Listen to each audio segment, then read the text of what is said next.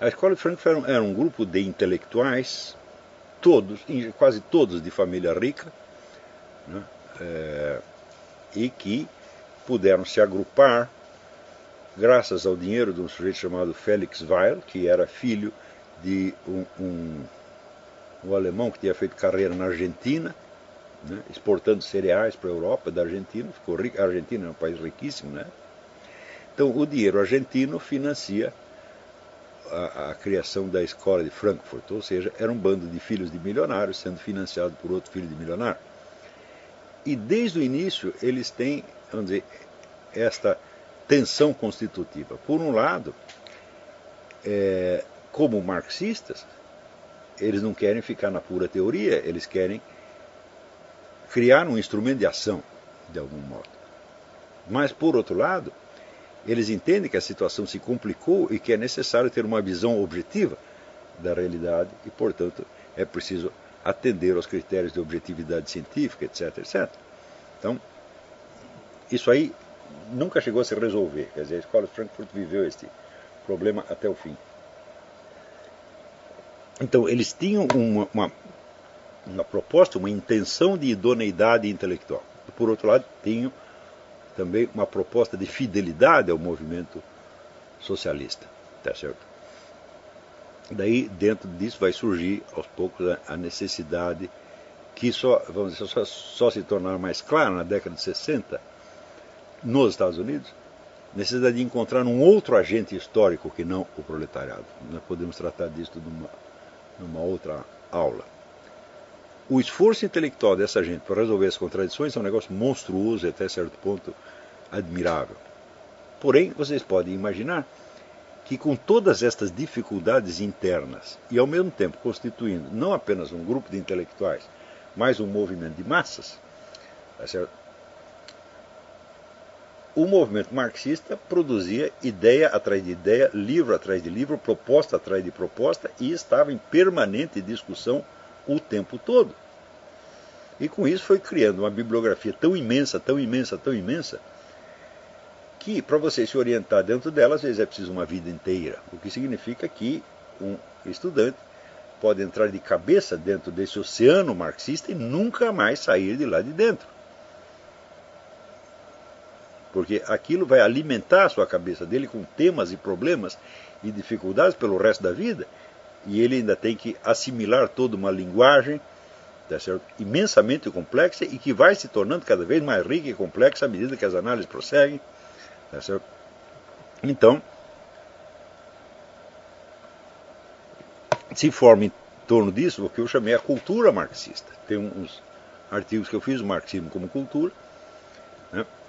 E ali você vê que a aquisição dessa cultura, às vezes é trabalho de uma vida. Tá certo? Para mim isso me custou 10 anos da minha vida. E quando eu botei a minha cabeça para fora disso, foi com enorme surpresa que eu descobri que havia outras coisas, porque naquilo onde eu estava metido já era tão grande e complexo, né, que a possibilidade de alguém saber o que os marxistas não sabiam era remotíssima. Então, note bem que se você entra na faculdade e sob a inspiração de um professor, você mete a sua cabeça nesse lamaçal marxista, você vai ficar ali dentro o resto da sua vida, muito provavelmente. Vocês estão vendo uma experiência diferente, que é de entrar nisso aí, já de certo modo com uma boia, né? Você não vai afundar ali no meio. Você vai entrar e sair. Entra e sai, tá certo? Até você aprender a entrar e sair sozinho. No começo eu que vou puxar você de lá de dentro, tá certo? Mas, quer dizer, é uma espécie diferente de experiência do marxismo. O pessoal não marxista, o pessoal que vem de outra formação completamente diferente, tem uma outra experiência. Em geral são pessoas de formação científica ou estudaram economia, ou matemática, ou coisa assim, e entram ali, dão uma lambida no processo e vêm. Cientificamente isso não faz o menor sentido, e viram as costas e vão embora. Isso quer dizer que dificilmente você encontrar um liberal conservador com conhecimentos profundos de marxismo. E este é um problema, porque o marxismo chegou a ocupar um terço da superfície terrestre e ocupa praticamente todas as universidades do Ocidente. Então, quer dizer, o desprezo intelectual que você tem por aquela escola o impede de penetrar nas complexidades internas e, portanto, impede de penetrar na experiência humana, tá certo? Que é vivenciada por esses milhões de marxistas no mundo inteiro. Então, o julgamento científico que você faz, você vê, é o que o Eric Voegelin diz isso. Olha, eu li o Capital e durante 3 meses eu fui marxista. Daí no ano seguinte eu fiz um curso de economia política, vi que aquilo tudo era uma besteira, tá certo? E me desinteressei daquilo. Eu digo, bom, anos depois ele é obrigado a se interessar de novo, tá certo? Sobre outra perspectiva, evidentemente. Mas desse pessoal liberal conservador, eu nunca conheci um que tivesse vivenciado profundamente o drama intelectual marxista. Tá certo? E isso quer dizer, os marxistas não conhecem o pensamento dos outros e os outros não conhecem o pensamento do marxista. Tá certo? O que já é uma situação, vamos dizer, de uma anormalidade, né, fora do comum. Aqueles que conhecem, em geral, são pessoas que estiveram mergulhadas no marxismo durante muito tempo e que, quando começam a tirar a cabeça fora, já é muito tarde. Tá certo? E do imenso universo de ideias que existe fora do marxismo, só adquire um pedacinho. Foi o caso do Zé Guilherme Melchior. O Zé Guilherme Melchior teve a formação marxista, viveu no meio marxista até os quase 40 anos e de repente descobriu que existe a economia liberal. E bom, a economia liberal já é algo fora do marxismo, sem dúvida.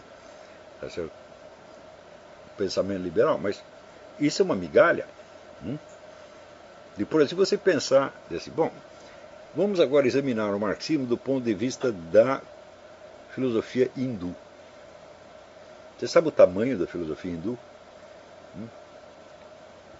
São milênios de um pensamento de uma profundidade muito maior do que o marxista pode conceber. E se você entrar já na filosofia islâmica? Filosofia islâmica, olha, só o Irã tem mais e maiores filósofos do que a Europa inteira, praticamente. Então, bom, vamos examinar o marxismo desde o ponto de vista dessas filosofias. Foi o que eu fiz. E, que eu saiba, só eu fiz. Ninguém mais teve essa ideia. O pessoal saiu do marxismo, descobriu a filosofia liberal e achou que pronto, está resolvido o problema. Eu digo, muito bem, isso lhe permite rejeitar o marxismo, mas isso não permite vencê-lo intelectualmente. Porque, como dizia Nietzsche, só se vence o que se substitui. Se você não colocar outra coisa no lugar do marxismo, meu filho, não tem jeito. Tá certo? E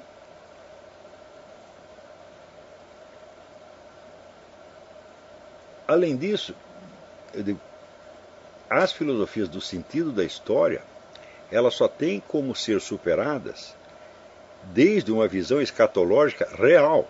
Ou seja, você precisa entrar de cabeça nas revelações, e ter toda uma filosofia do tempo e da eternidade, né, do juízo final, da escatologia, etc. Para daí você, dentro disso, entendeu o marxismo de novo. Quer dizer, o Eric Voegelin foi um dos poucos que fizeram isso, mas eu acho que o conhecimento que ele tinha da filosofia islâmica era muito, muito, muito limitado. Né?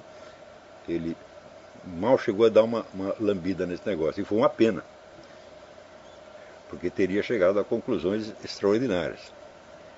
Então, eu tive a sorte de ter não só o conhecimento disso, mas a experiência direta do esoterismo islâmico através do Fritjof Schumann. Então, isso aí é uma coisa que aconteceu a pouquíssimas pessoas, tá certo? O que me deu, vamos dizer, uma perspectiva, um ponto de observação, um posto de observação privilegiado de algum modo. Então, Veja, a elasticidade mental que você precisa para você partindo de uma formação marxista, você lê depois O Reino da Quantidade e os Sinais dos Tempos do Guénon, e você conseguir entender uma coisa à luz da outra, a outra à luz da uma, é um negócio enorme, é uma distância enorme, tá certo? E se você lê isto no sentido em que Leibniz lia, quer dizer, de concordar com tudo que você lê, quando você está lendo marxista, você é marxista, quando você lê o Guénon, você é guénoniano, e assim por diante, e depois você vai articulando as coisas do modo que você puder. Eu acho que esta seria a experiência intelectual fundamental para o século XX e XXI. Quer dizer, você percorrer toda esta gama. Isso não quer dizer só você conhecer e ler. Você pode conhecer muita coisa, você nem mesmo e não vivenciar as contradições, não vivenciar o drama. Estou falando, você se deixar efetivamente influenciar e enriquecer por essa multidão de perspectivas. Eu acho que essa seria a tarefa fundamental. Veja a distância em que vocês estão ainda dessa experiência. Vocês não entraram nela ainda. Eu estou preparando vocês para que entrem. Então, quer dizer, isso é para 10 anos, 20 anos, sei lá. E hoje em dia você ainda tem outros elementos que no tempo do Zé Guilherme Melchior não existia. Hoje você tem o tal do transhumanismo, tá certo? Você tem toda a situação, vamos dizer, de dominação globalista, você tem toda a ideologia eurasiana, você tem uma série de elementos novos que não existiam naquela época, e que o seu objetivo deve ser o de compreender tudo isso, compreender humanamente. No sentido do Pico della Mirandola, nada do que é humano me é indiferente, tá certo? E não há motivo para você dizer, mas isso é muita areia para o meu caminhãozinho. Eu digo, não é. Quem fez tudo isso foi gente, não foram deuses. Né?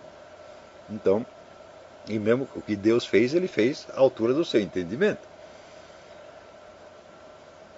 Se você pegar só a escola de Frankfurt, a bibliografia dela é tão imensa, e os problemas internos são tão difíceis e sutis, que você pode passar anos da sua vida ali dentro, sem ler nenhum autor que seja fora da escola de Frankfurt. Foi a experiência que foi feita por Martin Jay, né? Um livro excelente, né? The Dialectical Imagination, sobre a história de Frankfurt. Né? E ele não é nenhum discípulo e nem um inimigo da escola de Frankfurt, ele simplesmente decidiu fazer um estudo sobre isso, e fez um estudo altamente compreensivo, tá certo? Sem nenhuma rejeição, sem nenhum preconceito, mas sem evitar o senso crítico. Porém, a crítica que ele faz é, por assim dizer, interna. Ele tem uma atitude de isenção perante a escola de Frankfurt, mas ele não tem um quadro de referência maior do que a escola de Frankfurt. E isso é um ponto que eu pensei em falar. Ninguém examinou a escola de Frankfurt desde uma perspectiva maior do que a dela, ou pelo menos maior do que o marxismo. Ninguém fez isso até agora. E isso é absolutamente necessário. Quando você vê os esboços de interpretação feita por conservadores com o nome de marxismo cultural, eu digo, isso aí está muito no começo, está muito rudimentar e expressa antes uma reação de repulsa do que uma compreensão efetiva. E eles estão interessados não no pensamento da escola de Frankfurt, mas no efeito que ela teve nas universidades americanas e na política americana. Não que esse interesse seja ilegítimo, ele é perfeitamente legítimo, mas ele está longe de resolver o problema. Tá certo? De modo que, por assim dizer, o problema está na nossa mão. Eu não acredito que haja mais pessoas colocando este problema do jeito que eu estou colocando para vocês. Tá certo? Não deixa de ser uma ironia que esses problemas surjam precisamente no Brasil, que é um país periférico e intelectualmente irrelevante. Tá certo? Mas isso também não quer dizer que vocês tenham que viver dentro da irrelevância brasileira. Tá certo? Eu, sinceramente, eu espero que vocês evoluam, que se tornem intelectuais de alto gabarito, totalmente desajustados na sociedade brasileira. Porque se estiverem ajustados, meus filhos, vocês vão ser imbecis como os outros. Então, tem que estar desajustado, mas não revoltado, não sofrendo. Tá certo? Você tem que achar engraçado e se divertir. Né? As pessoas se queixam, meus amigos não me compreendem. Fala, ótimo. Se eles se compreendem, quer dizer que você sabe apenas o que eles sabem. saber mais é saber o que os outros não sabem. E saber o que os outros não sabem é saber quando você abrir a boca, eles vão achar esquisitíssimo e, né, com aquela incredulidade do caipira, vão dizer que você é louco. Né? No começo você pode ficar um pouco assustado, deprimido com isso, mas ao longo do tempo você começa a se divertir com o negócio. Principalmente se você tiver outras pessoas com as quais você pode conversar e que entendem perfeitamente. Né? Quer dizer, o Brasil é o único país do mundo onde as pessoas querem ser intelectuais highbrow e ao mesmo tempo querem ser compreendidos pela população em geral. Fala, meu Deus do céu. Né? Em qualquer lugar do mundo você sabe que os intelectuais só conversam com os intelectuais, que o estudioso só conversa com o estudioso. Né? Ele não vai chegar para o homem do posto de gasolina, né, e querer explicar física quântica para o cara entender em 5 minutos. Fala, só no Brasil que as pessoas esperam isso, e quando essa expectativa não se cumpre, elas ficam tristes. Né? É porque ninguém, como não existe no Brasil uma intelectualidade de alto nível capaz de criar o seu próprio meio social e ter o seu intercâmbio, então as pessoas querem, vamos dizer, conviver com todo mundo e ser compreendido por todo mundo. Até seu pai e sua mãe, minha mãe não me compreende. Fala, meu Deus do céu, que injustiça você querer que sua mãe compreenda. Sua mãe ficou lá lavando suas fraldas, esquentando sua mamadeira, tá certo? Para que você pudesse estudar e saber mais do que ela, pô. Agora você sabe, você que tem que compreender ela, não ela que tem que compreender você, tá certo? Então, isso também quer dizer que a evolução na vida intelectual é impossível. Ser uma grande dose de generosidade, de piedade, de bondade, de amor ao ser humano, tá certo? De compreensão pelos imbecis. Claro, você não deve ceder, não deve se deixar humilhar pelos imbecis, deve dar um bom tabefe, mas nunca ficar com raiva deles, pô. É normal, né? Eu às vezes dou um sacoalhão nos caras, pensam que eu estou com raiva, eu falo para essa interpretação imbecil, por que eu vou ter raiva de um sujeito só porque ele é burro? Eu falo, não tem o menor sentido, tá entendendo? Não. Mas você tem que dar umas palmadas no cara para ele aprender, para tomar jeito. Às vezes até tomam. O número de pessoas que me escrevem dizendo, pô, eu odiava você, agora estou estudando com você. Um monte de gente fala, com o tempo, você leva uma porrada, 2, 3, 4, você acorda, pô. Né? Então são porradas pedagógicas apenas, né? Eu não posso dizer que eu não me divirto com isso, me divirto enormemente. O impulso sádico é uma delícia. Você vê o sujeito burro e ignorante chegar para você com aquela certeza, tá? E você dá uma rasteira no capa, maravilha. Eu confesso que eu gosto. Mas eu não fico ofendido nem triste de que essas pessoas reajam assim. Né? Então, e note bem, quando eu tinha a sua idade, eu não tinha ninguém nem com quem conversar. Eu fiquei durante 30 anos. Né? Durante 30 anos, os meus amigos ou tinham 30 anos a mais ou 30 anos a menos. Ou seja, não eram propriamente amigos. Né? Eram alunos por um lado e conselheiros por outro. Eram Meira Pena, o Roberto Campos, Paulo Mercadante, né? Os velhinhos ilustres que ainda entendiam alguma coisa. E do outro lado tinha a massa dos estudantes que estavam chegando e não estavam entendendo porra nenhuma. Ficou assim durante 30 anos. Né? E pior, eu só percebi depois. Você falou, como é que você aguentou essa solidão intelectual terrível? Eu só percebi depois. Se eu tivesse percebido na hora, eu teria ficado aterrorizado. Mas quando eu comecei a notar isso, foi justamente quando apareceu o Bruno Tolentino. Eu tinha umas conversas com o Bruno Tolentino que eu não podia ter com mais ninguém, porque o Bruno Tolentino é um sujeito da minha idade e tinha mais ou menos o mesmo nível de conhecimento. Ele e o Zé Mário Pereira. Daí que eu percebi que, pô, eu só tenho 2 caras da minha geração para conversar. Né? E daí que eu fui perceber que o meu nome tinha sido uma profecia, que era o sobrevivente. Eu falei, morreu todo mundo, sobrou eu. E a minha avó que escolheu o meu nome é velhinha iluminada. Então isso aconteceu para mim, não está acontecendo para vocês, vocês têm um diálogo interno maravilhoso e isso certamente dá um suporte social, humano, psicológico.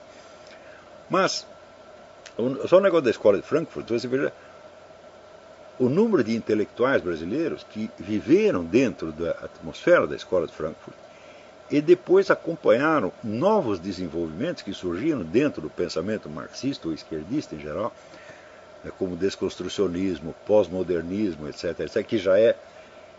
Quais são as relações entre esse pós-modernismo e a escola de Frankfurt? Né? É uma continuação, é uma oposição? Fala, bicho, esse é um saco de gato, não dá para saber. Porque sob certos aspectos, alguns concordam, outros discordam.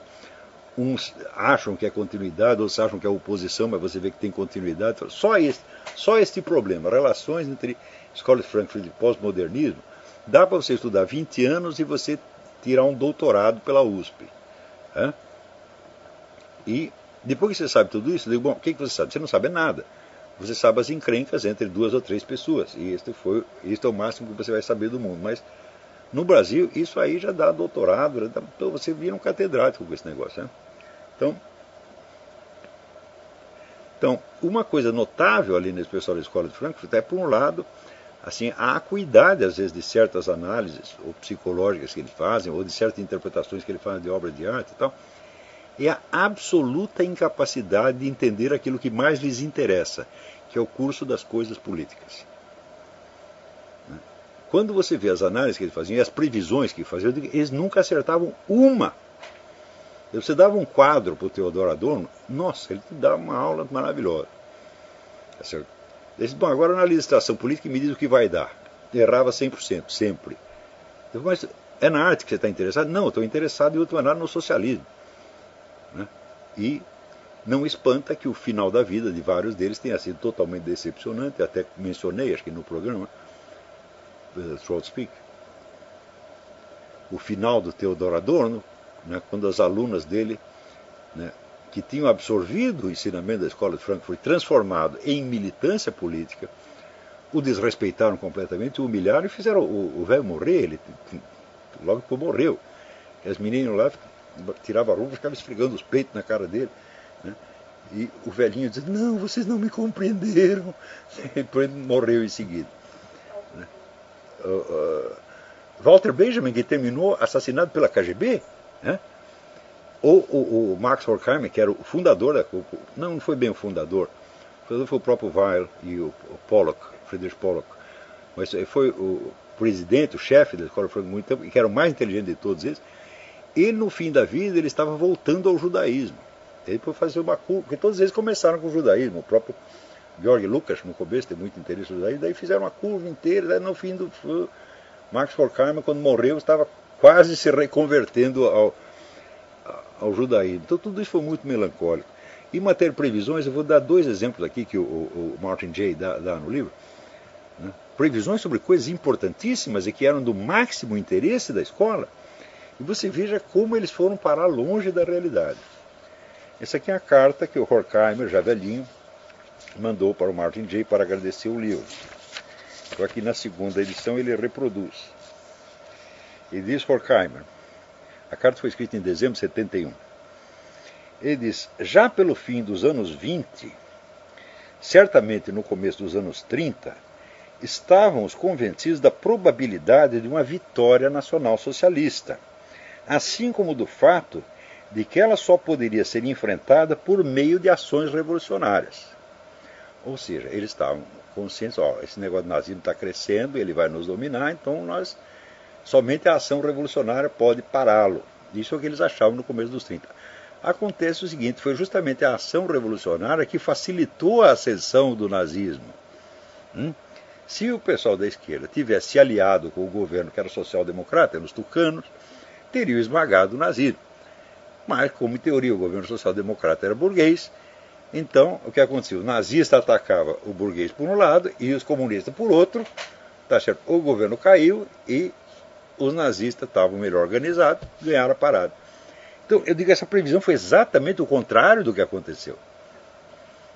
Então, eu tenho que dizer, nesta altura, nós temos que nos abster de ações revolucionárias. E temos que apoiar esses malditos tucanos, porque senão os nazistas vão nos comer vivos como comeram. Né? Outra previsão aqui nos anos 60, Friedrich Pollock escrevendo o seguinte, a esta distância, o que está acontecendo, eles estavam todos vivendo nos Estados Unidos, já como exilados, né? A essa distância, o que está acontecendo nos Estados Unidos parece realmente patético. Todos esses sintomas de desintegração da grande sociedade era o projeto do Lyndon Johnson para o Estado Previdenciário. Todos esses sintomas de desintegração da grande sociedade, ou seja, a desintegração do sistema previdenciário que nunca parou de crescer desde então. Nós estamos vivendo dentro da Great Society, né, realizada. Agora está todo mundo no Social Security, né? Que tem 88 milhões de americanos que estão fora da força de trabalho. Ou seja, eles não fazem nada, né? E também não estão procurando emprego. Eles vivem ou das suas famílias ou do Social Security e não querem emprego. Então, isso é um dos motivos da taxa de desemprego até ter diminuído um pouquinho no mês passado. Tem menos gente procurando emprego porque não precisa. Então, com todos esses sintomas de desintegração de uma grande sociedade, apontam para que não há nenhuma alternativa senão a perda das liberdades remanescentes e o governo de uma classe média rudemente materialista sob o comando de um Führer. Esse temor de um governo à direita, criar um governo fascista, um golpe militar de direita. Existem centenas ou milhares de filmes sobre isto. 5 Dias de Maio e outros tantos filmes. Era isso o estado de espírito. Da onde surgiu isso? A Escola de Frankfurt. Por quê? Porque aqui você tem a família americana, a família americana tem a estrutura de personalidade autoritária, escreveu um livro coletivo de quase 1000 páginas sobre personalidade autoritária da família americana, né? E esta classe média, então, ela requer um regime de tipo fascista e eles vão dar um golpe e vão acabar com a esquerda. Eu digo isso nos anos 60. Né? Eu digo, bom, foi exatamente o contrário que aconteceu, e quem está fazendo o governo fascista agora são eles. Ou seja, isso são só apenas 2 previsões feitas por dentro da Escola de Frankfurt. Então, eu digo, o entendimento que esse pessoal tinha, por exemplo, das artes ou até de filosofias antigas, era maravilhoso. Se eles quisessem ser puros intelectuais acadêmicos, eles seriam um sucesso. Mas eles estavam interessados em encontrar um novo agente da revolução. Quando encontrou um novo agente, que eram os estudantes, as prostitutas, os bandidos, etc., eles se voltaram contra eles e os humilharam. E, logo em seguida, adotaram todas as táticas fascistas que hoje estão aí em pleno uso generalizado. Né? Então, o que mais? Eles só erraram naquilo que mais lhes interessava. No resto, eles acertaram. Então, isso é uma tragédia intelectual monstruosa e que não pode ser ignorada. E, vamos dizer, muito da vida brasileira de hoje é um fenômeno, vamos dizer, um eco remotíssimo desta tragédia vivida por essas pessoas. Eu duvido que tenha algum desses marxistas brasileiros consiga compreender mais ou menos a Escola de Frankfurt como um todo, ou mesmo, eu acho que existe a tradução brasileira deste livro, A Imaginação Dialética. Eu duvido mesmo que esse pessoal consiga entender tudo o que o Martin Jay está explicando aqui. Porque para isso precisaria muito mais cultura, precisaria ter uma cultura do nível que o Theodor Adorno tinha. E eles não têm. Então, isso quer dizer que a vida cultural universitária brasileira, vamos dizer, é o eco de uma sombra, de um sintoma, de um sinal, de uma coceira da Escola de Frankfurt. Né? Sem contar o que veio depois. Né? Eu imagino o que pode fazer um cérebro de brasileiro, cérebro universitário brasileiro, com, né, esse conflito de amor-ódio que existe entre os pós-modernistas e a Escola de Frankfurt. O que eles podem fazer com isso? O sujeito pode dedicar a vida inteira dele a isso aí. E produzir inumeráveis teses universitárias. Né? Eu digo, bom, ele pode até fazer isso, mas em que isso vai ajudá-lo a compreender o processo político-histórico real? Em nada. Porque para isso ele precisaria enxergar desde outras perspectivas tão remotas. Por exemplo, agora o pessoal está ouvindo falar do eurasianismo. Então, eu estou falando do eurasianismo há 20 anos, e eu li esta coisa toda, e pior ainda, eu conheço a retaguarda do pensamento russo, tá certo, que inspirou o Dugin, não todo, evidentemente, porque eu não leio a língua russa, mas do que eu pude ler em tradução inglesa, francesa, italiana, alemã, o resto eu aprendi um bocado de coisa, e sobretudo, o meu curso lá com o padre lá dos Anjos foi feito inteirinho na base de um trabalho que eu estava fazendo sobre o Vladimir Solovyov, né? Que é, vamos dizer, um desses grandes nacionalistas russos, inspirador remoto da ideia eurasiana. E esse pessoal nunca leu uma linha de Solovyov. Por quê? Porque Solovyov é um filósofo cristão da ortodoxia russa. O que isso pode interessar na USP? Nunca, nada. Então, Mais ainda, o Dugin, ele leu René Guénon inteiro, Julius Evola inteira, mais Evola do que Guénon, e você imagina um marxista da USP lendo Julius Evola, que está falando sobre alquimia, magia, etc, etc, etc, e, quer dizer, é um mundo estranho. Em toda a USP, eu só conheci 2 camaradas que sabiam disso. Um era o Ricardo Mário Gonçalves, que era um monge budista que criou o Instituto de Estudos Orientais lá na USP, criou não, dirigiu pelo menos. E outro foi o Inácio da Silva Teles, que era um tipo totalmente extravagante e isolado dentro da faculdade. Tá certo? Ninguém nem entendia uma palavra do que ele dizia. Então, que, aliás, aconteceu um fenômeno extraordinário com o Inácio da Silva Teles, que ele sempre foi fã do Julius Evola. E ele, quando foi para a Itália, né, quis conhecer a casa do Julius Evola, que agora era um museu. O Julius Evola tinha morrido 5 ou 6 anos antes. Isso ele que me contou essa história. E quando ele contava, ele arregalava os olhos desse tamanho. Ele ainda estava com medo, e você via que a coisa tinha acontecido mesmo. E daí ele telefonou para o museu. Alô? Quem está falando? Aqui é o Conde Julius Evola. Eu disse, hã? Ah, eu queria conhecer. Ah, o senhor vem aqui. Ele foi. Estava lá o Julius Evola sentado na sua cadeirinha de roda, que ele tinha perdido as pernas durante a guerra.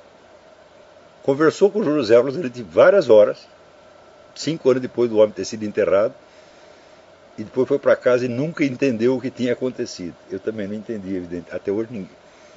Pode ser que o Julius Evola enganou todo mundo, dizendo que tinha morrido só para não encher mais o saco.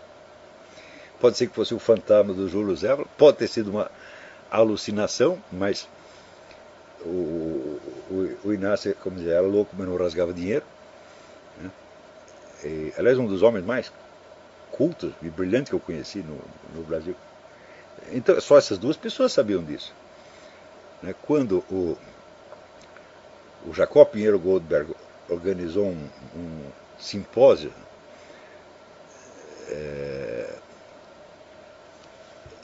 sobre as religiões orientais na USP, tinha lá um monte de uspianos. A ignorância geral era um negócio monstruoso. Isso foi em que ano? Você lembra disso? Ainda nos anos 80. Eu, na época, estava escrevendo negócio para o René Guénon. Eu dei uma conferência no Instituto de Biociências da USP sobre o que é o conceito de ciências tradicionais. Tínhamos 200 pessoas na plateia, todo mundo assim. E o que esse cara está falando? Eles nem acharam, ninguém nem contestou, eles não entenderam o suficiente para contestar. 81 mais ou menos, né? Então, você vê aqui o despreparo para lidar com essas coisas, no Brasil é um negócio monstruoso. Então, por isso mesmo, a escola de Frankfurt, para essas cabeças, sem contar os problemas entre a escola de Frankfurt e os pós-modernistas, bom, isso pode ser o tema para uma vida inteira de professor da USP e nunca vai sair daí. Eu espero que vocês façam melhor. Não já, isso vai dar muito trabalho. Tá certo? Também não estou sugerindo que mergulhe de cabeça no marxismo amanhã. Não façam nada na área antes de ler o livro inteiro do Kolakowski, The Main Currents of Marxism, as correntes principais do marxismo. Eu acredito que existe uma tradução brasileira. Esse é o livro número 1. Né? O livro tem umas 1000 páginas. Depois de vocês lerem o Kolakowski, talvez estejam prontos para começar a estudar o assunto, sabendo que vocês não vão conseguir nenhum resultado antes de 10 a 20 anos. Tá bom? Então, vamos fazer uma pausa, daqui a pouco a gente volta.